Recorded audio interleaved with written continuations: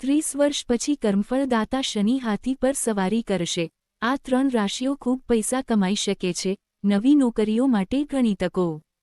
હા મિત્રો, તમને જણાવી દઈએ કે 30 વર્ષ પછી કર્મફળદાતા શનિદેવ હાથી પર સવારી કરવાના છે, જેના કારણે 12માંથી 3 રાશિઓ પર તેની ખૂબ જ શુભ અસર જોવા મળશે। 3 રાશિઓ માટે હાથી પર શનિનો સવારી ખૂબ જ શુભ અને ભાગ્યશાળી સાબિત થવાનો છે। કર્મફળદાતા શનિદેવ પોતે આ 3 રાશિઓ પર પૈસાનો વરસાદ કરવાના છે, જેના કારણે 3 રાશિઓના નક્ષત્રો ઉદય પામવાના છે। હા મિત્રો, વૈદિક જ્યોતિષ અને હિન્દુ ધર્મમાં દરેક દેવી દેવતાનું વાહન હોય છે, જે તે દેવના લક્ષણોનું પ્રતીકાત્મક સ્વરૂપ છે। દેવતા ગુણો સાથે જોડાયેલા છે, તે સમાન ગુણ સાથે જોડાયેલા પશુ પક્ષીને પોતાનું વાહન બનાવે છે। મિત્રો, પ્રાણીઓ અને પક્ષીઓને પોતાનું વાહન બનાવવાનો એક હેતુ એ પણ છે કે ભગવાન તેમનું રક્ષણ કરવા માંગે છે અને તેમના પ્રત્યે થતી હિંસક પ્રવૃત્તિઓ બંધ કરવા માંગે છે। મિત્રો, અન્ય દેવતાઓની હિંસક પ્રવૃત્તિઓ બંધ કરવા માંગે છે। તેવી જ રીતે શનિદેવ પણ વાહનો ચલાવે છે, પરંતુ તેમની પાસે એક કે બે નહીં પરંતુ 9 વાહનો છે। વ્યક્તિની કુંડળીમાં નક્ષત્ર, દિવસ અને તારીખની ગણતરી કરીને તમે જાણી શકો છો કે શનિદેવ કયા વાહનથી વ્યક્તિની રાશિમાં ગોચર કર્યું છે।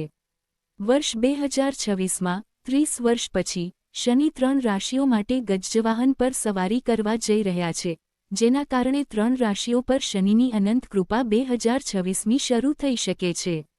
વૈદિક પંચાંગ અનુસાર વર્ષ 2026માં ગુરુ શનિ એકબીજાથી 160 ડિગ્રી પર આવશે, જેના કારણે ત્રિદશાંશ યોગ પણ બનશે। મિત્રો, વર્ષ 2026માં 1 માર્ચ 2026ના રોજ શનિ ગુરુનો યુતિ 30 વર્ષ પછી બનશે।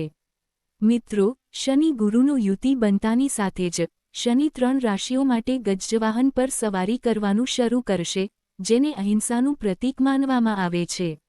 આવી સ્થિતિમાં આ ત્રણેય રાશિઓને ખાસ લાભ મળી શકે છે।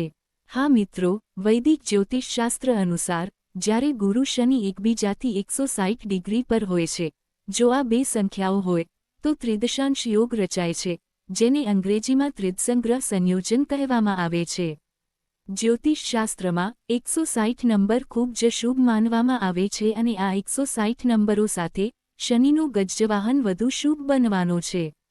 આ યોગમાં શનિ ગુરુની હાજરીને કારણે કેટલીક રાશિઓના લોકોને સમાજમાં માન અને સંપત્તિ મળે છે। મિત્રો, આ સમયે શનિ મીન રાશિમાં વકી સ્થિતિમાં બેઠો છે, તેની સાથે ગુરુ મિથુન રાશિમાં બેઠો છે। મિત્રો, કર્મફળદાતા શનિને નવગ્રહોમાં સૌથી શક્તિશાળી ગ્રહોમાંનો એક માનવામાં આવે છે, કારણ કે તે સૌથી ધીમી ગતિએ ફરે છે અને લોકોને તેમના કર્મો અનુસાર ફળ આપે છે। આવી સ્થિતિમાં તે લગભગ 2.5 વર્ષ સુધી એક રાશિમાં રહે છે અને ફરીથી તે રાશિમાં આવવામાં લગભગ 30 વર્ષ લાગે છે। મિત્રો, શનિની સ્થિતિને કારણે તે કોઈને કોઈ ગ્રહ સાથે જોડાય છે। તેવી જ રીતે મિથુન રાશિમાં બેઠેલા ગુરુ સાથે જોડાણ કરવાથી શનિ ત્રિદશાંશ યોગની રચના સાથે ગજવાહન પર સવારી કરશે। આ યોગની રચનાને કારણે 12 રાશિઓના જીવન પર કોઈને કોઈ રીતે અસર થશે, પરંતુ આ 3 રાશિઓને ખાસ લાભ મળી શકે છે। ચાલો આ ભાગ્યશાળી રાશિઓ વિશે જાણીએ, પરંતુ તે પહેલાં તમને આ વિડીયોમાં અંત સુધી રહેવા વિનંતી છે કારણ કે આ વિડીયો બધી રાશિઓ માટે ખૂબ જ શુભ રહેવાનો છે। 30 વર્ષ પછી હાથી પર સવારી કરીને શનિ 3 રાશિઓ માટે ભાગ્યશાળી ચાર્મ લાવશે। તો મિત્રો, જો તમે પણ ઈચ્છતા હોવ કે શનિદેવના આશીર્વાદ હંમેશા તમારા પરિવાર અને તમારા પર રહે, તો મિત્રો વિડીયોને એક સુંદર લાઇક આપો અને ચેનલને સબસ્ક્રાઇબ કરો। કોમેન્ટ બોક્સમાં શનિદેવના સાચા ભક્તોએ સાચા હૃદયથી જયકારોનો પાઠ કરવો જોઈએ અને ચેનલને સબસ્ક્રાઇબ કરો અને શેર કરો, જેથી શનિદેવના આશીર્વાદ હંમેશા તમારા બધા પર રહે અને તમારા જીવનમાં આવતી બધી સમસ્યાઓ ભગવાનની કૃપાથી સમાપ્ત થઈ શકે। તો મિત્રો, ચાલો જાણીએ તે 3 ભાગ્યશાળી અને ભાગ્યશાળી રાશિઓ વિશે। નંબર 1 વૃષભ। વૃષભ રાશિના જાતકો, તમને જણાવી દઈએ કે 30 વર્ષ પછી શનિની ગજવાહન પર સવારી વૃષભ રાશિના જાતકો માટે જીવનમાં સોનેરી લહેર લાવી રહી છે। હા મિત્રો, 2026ની શરૂઆત લાવી રહી છે। હા મિત્રો, 2026ની શરૂઆત વૃષભ રાશિના જાતકો માટે ખૂબ જ અદ્ભુત રહેવાની છે। ભગવાન શનિ પોતે ગજવાહન પર સવારી કરીને તમારા જીવનમાં મોજ અને સંપત્તિનો વરસાદ કરશે।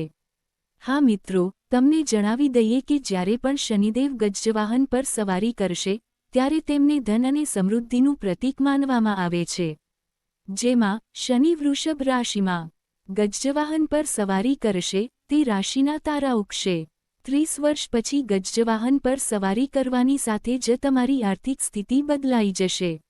વર્ષ 2026માં તમારો સુવર્ણકાળ આવી રહ્યો છે. હા મિત્રો, શનિ ભગવાનના આશીર્વાદથી શનિ તમારા જીવનમાં ગજવાહન પર સવારી કરીને તમારા વિશ્વાસને પડકારશે.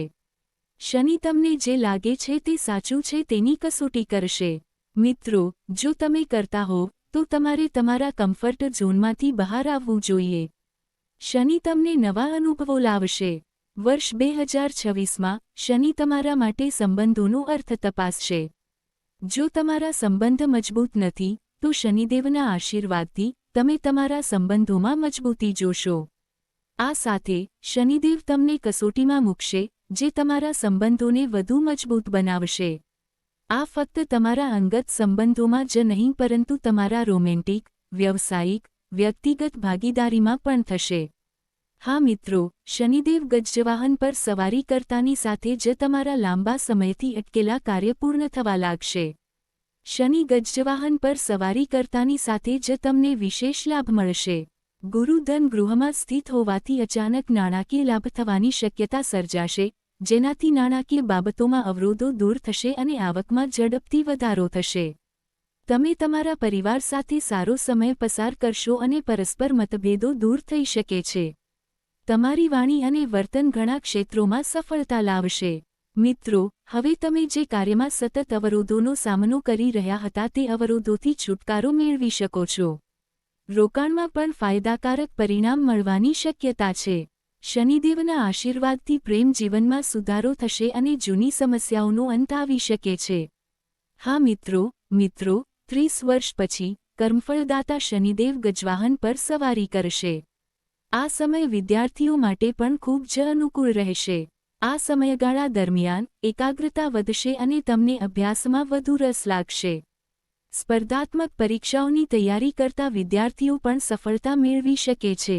હા મિત્રો, એમ કહેવું ખોટું નહીં હોય કે શનિદેવની ગજવાહન પર સવારી નવા વર્ષમાં સફળતા માટે ઘણી શુભ તકો લાવશે. નંબર 2 મિથુન રાશિના જાતકો, ચાલો તમને જણાવી દઈએ કે 30 વર્ષ પછી શનિદેવ ગજવાહન પર સવારી કરે છે.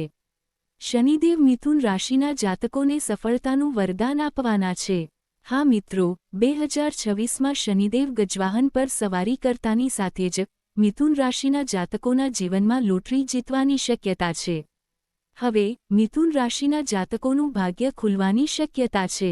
હા મિત્રો, 2026માં મિથુન રાશિના જાતકોનું ભાગ્ય ખુલવાની શક્યતા છે. મિથુન રાશિના લોકો માટે 2026નું વર્ષ રાજયોગ જેવું સાબિત થવાનું છે. ગજવાહન પર શનિની સવારી મિથુન રાશિના લોકો માટે ખૂબ જ શુભ રહેશે. હા મિત્રો, હવે શનિ તમારી કુંડળીના ગજવાહન પર સવારી કરશે અને તમારી આર્થિક સ્થિતિને મજબૂતીના માર્ગ તરફ લઈ જશે. કર્મફળ આપનાર શનિદેવના આશીર્વાદથી તમારા સંબંધોમાં પ્રેમનો વરસાદ થશે. મિત્રો, આ વર્ષ વિવાહિત જીવન માટે પણ સારું રહેશે.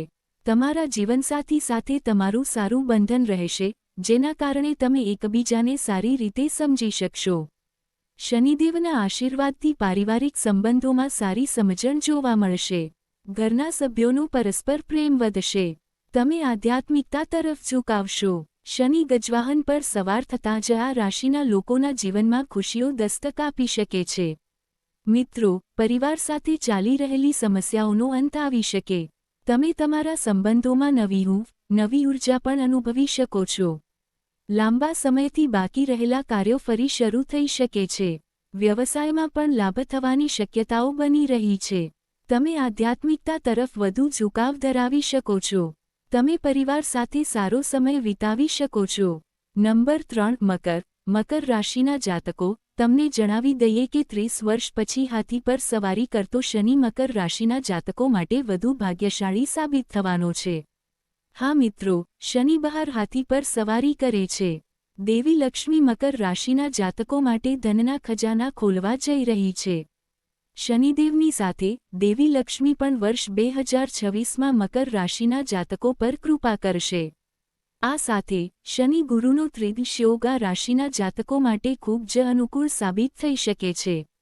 લાંબા સમયથી અટકેલા કામ પૂર્ણ થવા લાગશે અને તમને જીવનમાં ચાલી રહેલી ઘણી સમસ્યાઓમાંથી રાહત મળશે. તમારું સ્વાસ્થ્ય સારું રહેશે, જેનાથી માનસિક શાંતિ અને આત્મવિશ્વાસ વધશે. જૂના રોગો અથવા શારીરિક તકલીફોમાંથી મુક્તિ મળવાની પણ શક્યતા છે. વેપારીઓને ખાસ લાભની તકો મળી શકે છે અને કાર્યોનો વિસ્તાર થશે. આ સમય દરમિયાન તમારે વ્યવસાયિક કારણોસર ઘણી યાત્રાઓ કરવી પડી શકે છે, જે ફાયદાકારક સાબિત થશે અને નવી તકો પૂરી પાડશે. નોકરિયાત લોકોને કાર્યસ્થળમાં પ્રમોશન અથવા સન્માન પણ મળી શકે છે. ભગવાનના આશીર્વાદથી પારિવારિક જીવનમાં સુખ અને શાંતિ રહેશે. બાળકો સાથે ચાલી રહેલા મતભેદોનો અંત આવી શકે છે અને તમને તેમના સંબંધિત સારા સમાચાર મળી શકે છે. હા મિત્રો, એમ કહેવું ખોટું નહીં હોય કે 30 વર્ષ પછી મકર રાશિના લોકો માટે શનિદેવની ગજવાહન પર સવારી ભાગ્યશાળી સાબિત થશે. હા મિત્રો, 2026નું વર્ષ હવે મકર રાશિના લોકો માટે શુભ સમય સાબિત થશે. તો મિત્રો, આ 2026ના 3 ભાગ્યશાળી અને ભાગ્યશાળી રાશિઓ હતા, જેમાં શનિદેવ કઈ રાશિમાં ગજવાહન પર સવારી કરવાના છે. તો મિત્રો, તમને માહિતી કેવી લાગી, કોમેન્ટ કરીને અમને જણાવો. જો તમને માહિતી ગમી હોય તો શનિદેવના સાચા ભક્તોએ કોમેન્ટ બોક્સમાં જયકાર આપવો જોઈએ અને વિડીયોને પ્રેમભરી લાઇક આપવી જોઈએ. ચેનલને સબસ્ક્રાઇબ કરો મિત્રો. ધન્યવાદ.